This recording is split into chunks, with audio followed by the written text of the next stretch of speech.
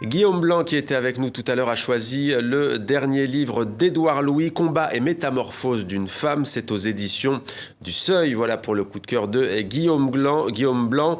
François Naman, vous avez choisi une plateforme qui s'appelle BridgeAid, qui permet de trouver facilement des organisations non gouvernementales autour de soi et d'en connaître leurs besoins, c'est ça ? Exactement. Comme son nom l'indique, elle assure le pont entre les donateurs et les ONG.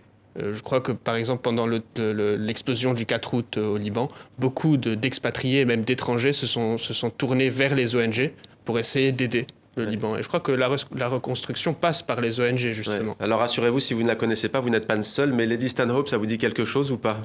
Non, mais c'est très intéressant. Elle fait partie de l'histoire du Liban, l'Amazone du Liban. Laure Dominique Agnel, vous avez choisi le livre L'Homme Chevreuil aux éditions des Arènes. Pourquoi ce coup de cœur ?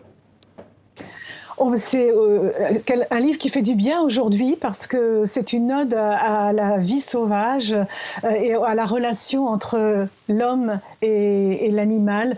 Moi, je suis très intéressée par le monde sauvage qui souffre beaucoup aussi, les forêts, les chevreuils, les biches, etc.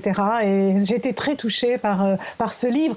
Et je voudrais aussi souhaiter Mabrouk à votre invité parce que Mabrouk, ça veut dire bonne chance à un Libanais.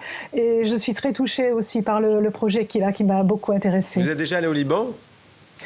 J'y ai vécu plusieurs années, j'ai été étudiante, je suis allée pendant la guerre, après la guerre, j'ai été journaliste aussi, et c'est un pays qui m'est très cher. Oui. C'est là-bas que vous avez découvert l'histoire de Lady Stanhope ? Tout à fait. À l'âge de 20 ans, quand je suis arrivée, on m'a raconté cette histoire.